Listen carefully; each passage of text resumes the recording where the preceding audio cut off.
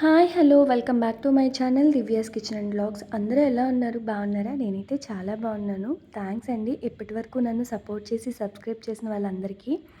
ఈరోజు నేను పచ్చి రొయ్యల పులావ్ ఎలా చేయాలో చూపిస్తున్నాను. అది మా గోదావరి స్టైల్లో. అండ్ ఇక్కడ దానికోసం పచ్చిమిర్చి, ఆనియన్స్, కొత్తిమీర, అలాగే టొమాటో, క్లీన్ చేసి పెట్టుకున్న prawns, whole garam masala, soak చేసి పెట్టుకున్న బాస్మతి రైస్ తీసుకున్నాను. ఇప్పుడు ఒక కడాయి తీసుకొని దాంట్లో ఆయిల్ ఇంకా గీ యాడ్ చేసి ఈ హోల్ గరం మసాలా, ఆనియన్స్, పచ్చిమిర్చి అన్నీ వేసి మంచిగా ఫ్రై చేసుకుంటున్నాను. మనకి బిర్యానీకి ఆనియన్స్ మరీ ఎక్కువ ఫ్రై కావాల్సిన అవసరం ఏమి ఉండదండి. ఇలా మొత్తం అంతా ఫ్రై అయిన తర్వాత మనం కట్ చేసి పెట్టుకున్న టొమాటోస్ని కూడా యాడ్ చేసుకుంటున్నాము. ఇది చాలా బాగుంటుందండి ఈ రొయ్యల పులావు. మీకు ట్రై చేయకపోతే ఒకసారి ట్రై చేయండి. దాని తర్వాత క్లీన్ చేసి పెట్టుకున్న రొయ్యలు కూడా యాడ్ చేసేసాను అనమాట. ఇవి కూడా యాడ్ చేసిన తర్వాత మంచిగా ఒకసారి మనం అలా కలిపేసుకోవాలి. ఇప్పుడు అల్లం వెల్లుల్లి, ధనియా జీలకర్ర పేస్ట్ కూడా వేస్తున్నాను. యాక్చువల్లీ మా సైడ్ ఏంటంటే సెపరేట్గా ఏం చేసుకోరండి. చిన్నప్పటి నుంచి నాకు అదే అలవాటు, అల్లం వెల్లుల్లి పేస్ట్ అలా.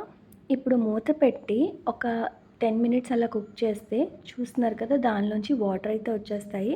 నేను స్టార్టింగ్లో కరివేపాకు వేయడం మర్చిపోయాను, బట్ ఈ రొయ్యల పులావ్కి కరివేపాకు ఫ్లేవర్ చాలా బాగుంటుంది. దాని తర్వాత కొత్తిమీర కూడా యాడ్ చేసుకున్నాను. కొత్తిమీర కూడా యాడ్ చేసుకొని మంచిగా ఒకసారి అలా ఫ్రై అయితే చేసేసుకుంటున్నాను. ఇప్పుడు నేను కొద్దిగా గరం మసాలా, అలాగే షాహీ బిర్యానీ మసాలా కూడా యాడ్ చేసుకుంటున్నాను. ఇది ఆప్షనల్ అండి, బట్ వేస్తే మాత్రం చాలా టేస్టీగా ఉంటుంది. అవి కూడా యాడ్ చేసుకొని మంచిగా ఒకసారి అలా కలిపేసుకుంటున్నాను. చూస్తున్నాను కదా, మనకి రొయ్యల్లోంచి వాటర్ వచ్చేసాయి కదా. ఇప్పుడు మనం ముందుగా సోక్ చేసి పెట్టుకున్న బాస్మతి రైస్ అయితే యాడ్ చేసేస్తున్నాము. ఈ బాస్మతి రైస్ కూడా యాడ్ చేసుకున్న తర్వాత ఆ రొయ్యలు, మసాలాలు అన్నీ కూడా మనకి ఆ రైస్కి పట్టేలాగా మంచిగా ఒకసారి అలా ఫ్రై చేసుకోవాలన్నమాట. మనకి కొంచెం రైస్ చిటపట సౌండ్ వస్తుంది కదా, అంతవరకు ఫ్రై చేసుకోవాలి. చూస్తున్నారు కదా, ఇలా ఫ్రై చేసుకున్న తర్వాత బాస్మతి రైస్కి 1 గ్లాస్ ఆఫ్ రైస్కి 1.5 గ్లాస్ వాటర్ తీసుకొని వేసేసుకున్నాము. నేను ఇక్కడెక్కడ సాల్ట్ వేయలేదు కదా, అది క్లిప్ మిస్ అయింది అనుకుంటా అండి. సాల్ట్ వేయకపోవడం ఏం కాదు.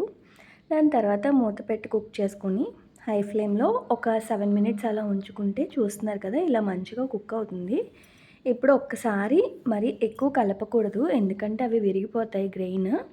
సో ఒకసారి అలా కలుపుకుంటే కింద వాటర్ అదంతా ఎలా ఉందో చూస్తే తెలుస్తుంది కదా.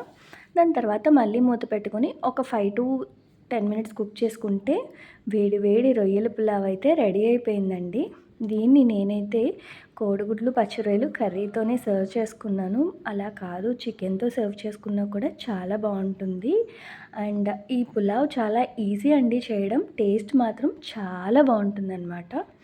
చూస్తున్నారా ఎంత యమ్మీగా వచ్చిందో కదా, పొడి పొడిలాడుతూ.